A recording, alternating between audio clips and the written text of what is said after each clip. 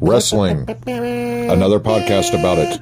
These are the ramblings of a wrestling fan. My mission, to talk to wrestling personalities and other fans, to seek out new promotions and podcasts, to talk about wrestling like a lot of people before me.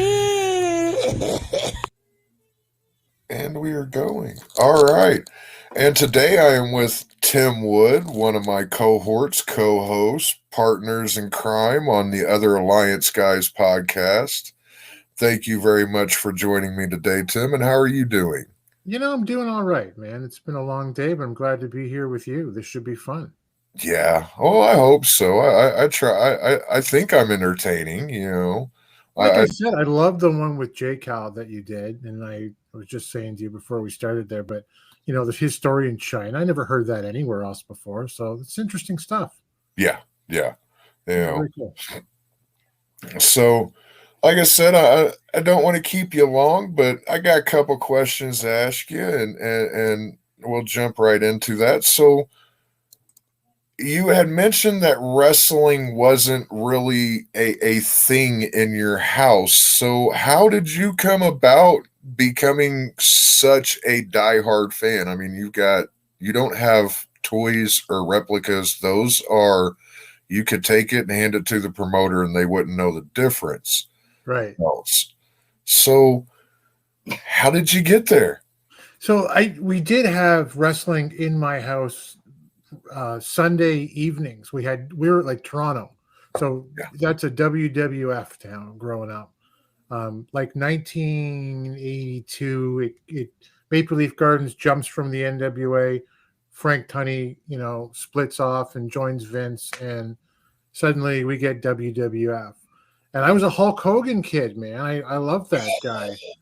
I know, brutal, I'm sure. Like, it's like now in retrospect, why did I know? You know, British Bulldogs and Heart Foundation. But it was Sunday night. That was all I was ever allowed to watch for 1 hour.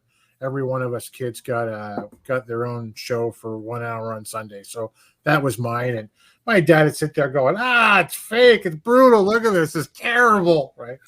But I loved it. And we had this old lady 2 doors over, Mrs. McDougall. And she was probably in her 80s when I was around 11. And my sister and I would go over to her house and knock on her door, and she'd sit there and smoke cigarettes while we ate cookies, and she always watched wrestling. And the first match I ever remember seeing, like in my brain, I don't know, but in my brain, it was from the west coast of Canada.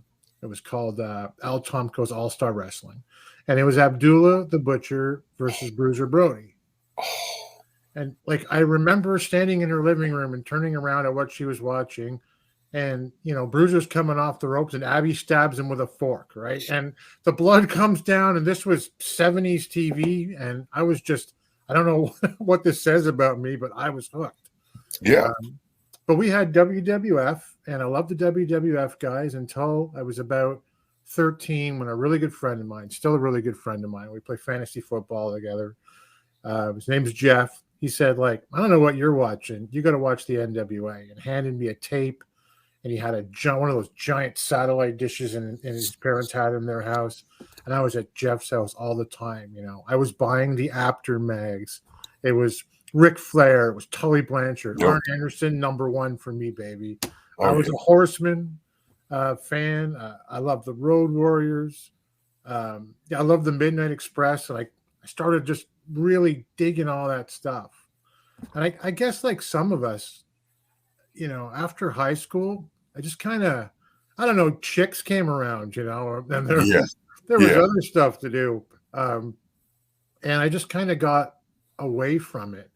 And I remember I watched it into various points in my 20s. And when I was a WCW guy by way of the NWA, I just stuck with them once they had broken off. Right. And when they went down, and, you know, you had Vince on Raw, and you had Junior on Shane O'Mac on Nitro, that was the end for me. It was just, you know, I turned on the WWF as a fan, as a mark years before, it was over, and the invasion was the last bit of wrestling for me for the longest time. So fast forward to the Lightning One era, and a friend of mine, actually it was Jeff, the same guy, said to me, "Do you know the Rock and Roll Express just won the NWA World Tag Team titles?" I was like, "What? What are you talking about? Right? Like they have to be a million years old." Right. And I found it and I turned it on and I got hooked right away with Tom Latimer and you know and the Wild Cards and Strictly Business, and I got right into that whole Marty Skrull thing Yeah. when he came down. He whose name I guess shall not be spoken now, but and Nick Aldis and the whole bit, and I really started getting into it. And anyway, like January 2020, this is, I guess, the pivotal point for me. I had a heart attack, and I was laid up for a couple of weeks. And even when I wasn't at work, when I went back in, I wasn't doing much. It changes your life. Like it'll bottom you out. I survived. It's good. Right. But But man, I was sitting there, like I had been a smoker since I was 17. I had quit like 9 months before my heart attack, um, and I was just sitting there, and I was just kind of picking through. I always liked belts, but I never owned any, and I just like started thinking, they don't have belts like information. Like there's a great site called wrestlingtitles.com, wrestling.titles.com with the yeah, great yeah, Hisa. So he's got all the lineage, but he doesn't have a lot of the photos. And then you'll find stories that champions or promoters or fans would tell elsewhere, and you'll see pictures, elsewhere. So I thought, well, what if I got time to kill, no pun intended, and you have a heart attack, but what if I started putting them all together? And NW, it's Alliance Gold now, but it was NWA Gold at the time, and that's just how I kind of got into it. I started picking up belts and books and just reading everything and talking to people. And I met Jay from the Alliance, and he really helped me along. And Drew Onyx from the former North yep, American and British Commonwealth champion, which was the first belt bio a really big one I ever did, was because Drew called me up on Facebook and said, "Hey, you want to do this belt?"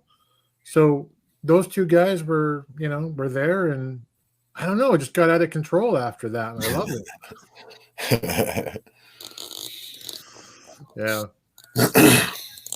Yeah. That tends to happen sometimes. I went from having no wrestling shirts to now over half of my wardrobe is wrestling shirts, and it was all because I saw an article that said, "Did you know Billy Corgan of the Smashing Pumpkins bought the NWA?" Well, no, I did not know that. So maybe I'll check this out. Yeah. And here we sit now and we do a podcast about it. And I'm trying to kick off my YouTube channel, and it's just wrestling's everywhere now. It is. And it's with the NWA over the years, you take the good with the bad. And Yeah. I feel like we're in this strange flux where we get both right now. We get good wrestling out of Billy, we get bad wrestling out of Billy.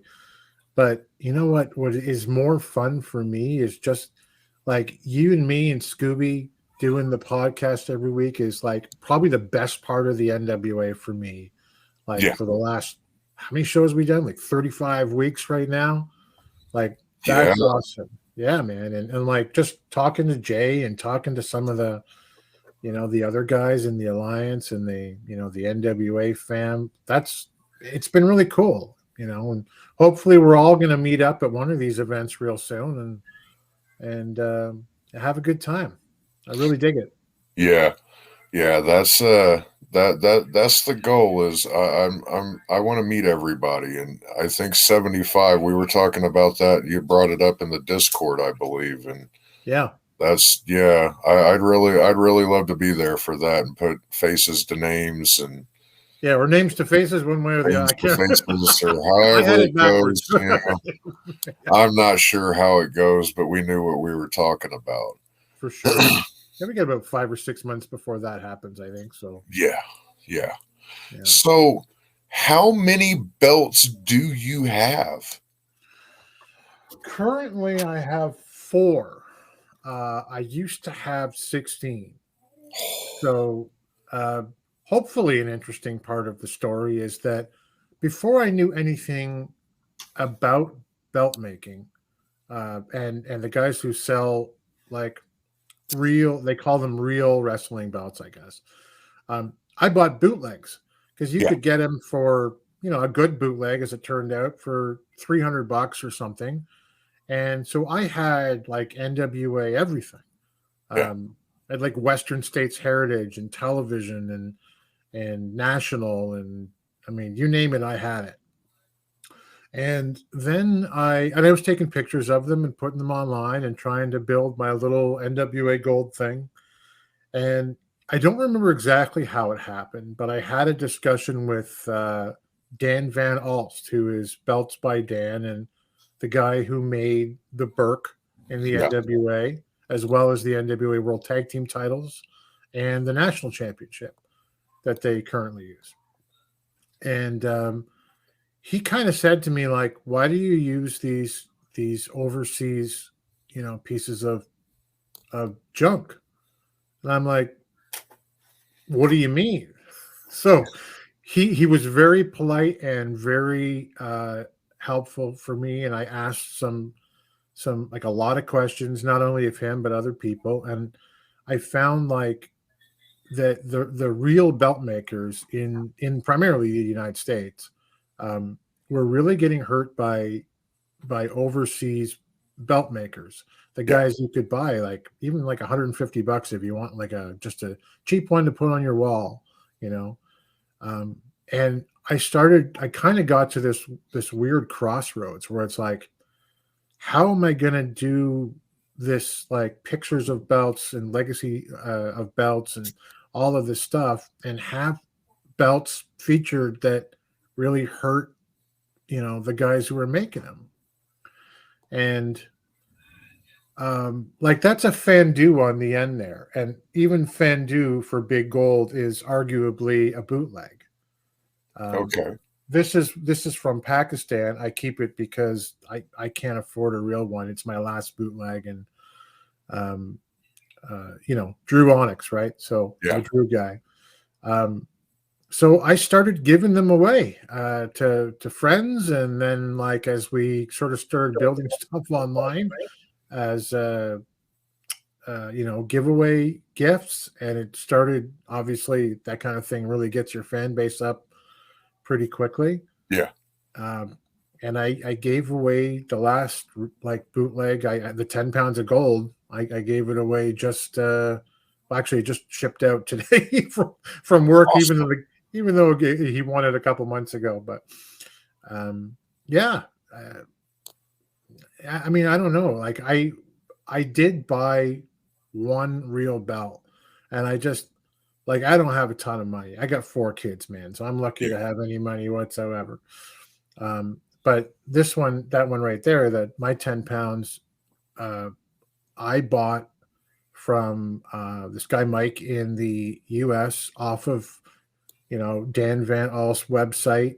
I met him through there, and we negotiated a price, and he was amazing and patient when I had problems, like with not with the money, but like getting the money out of limbo and to him. right.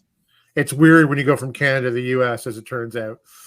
Uh, and I just couldn't afford to do that all the time. So my belt collection has remained small, Yeah. since then. So, I mean, I don't know if you've ever seen the prices for some of these things, but like some of the stuff belts by Dan, when he sells them online, it's like uh, the NWA. Like I have a plate from, this is a really bad plate from, this was the the belt plate for Dan Severett's belt, right? The Yeah. one that you had briefly. Well, Dan's got one of those real, obviously, belts, 10 grand.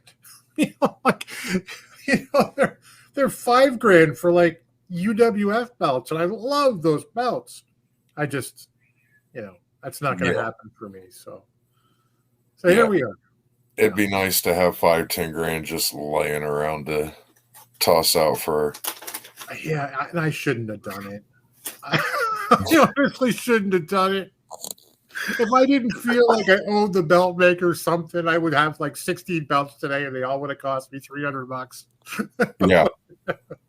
Yeah. But that's it. Yeah.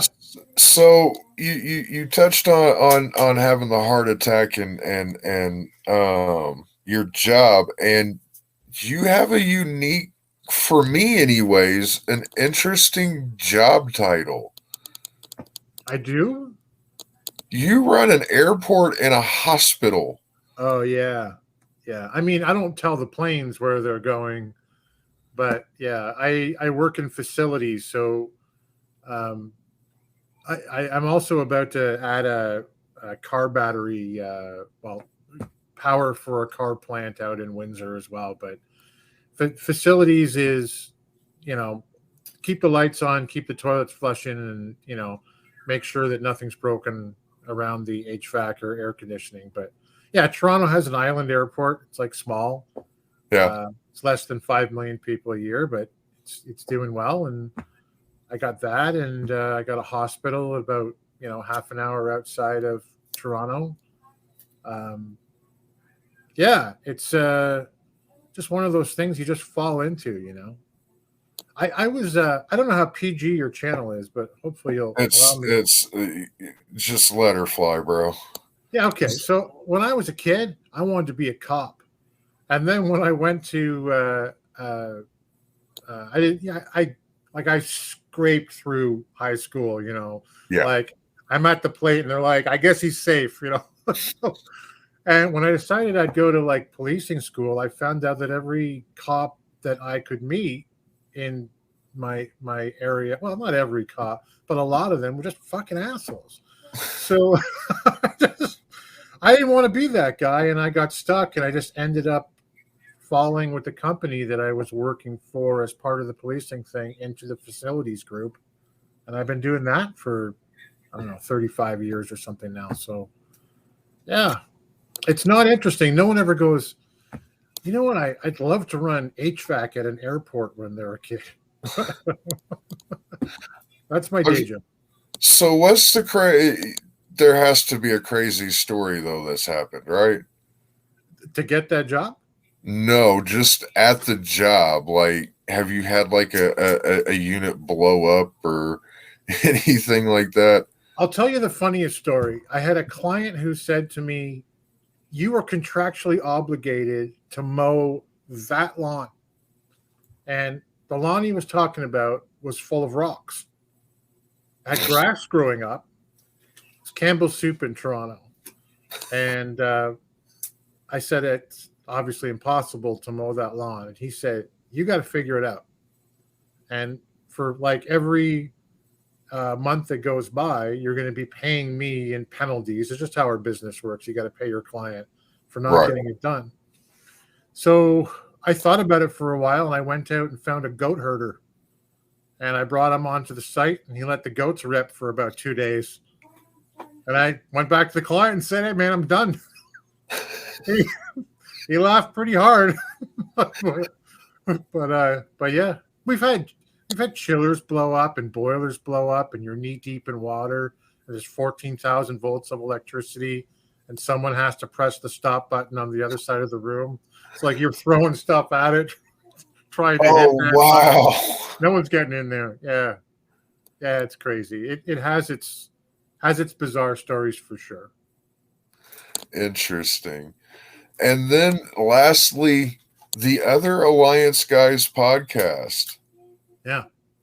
That was kind of your brainchild a little bit. How did that come about? What made you finally just be like, fuck it, I'm doing this?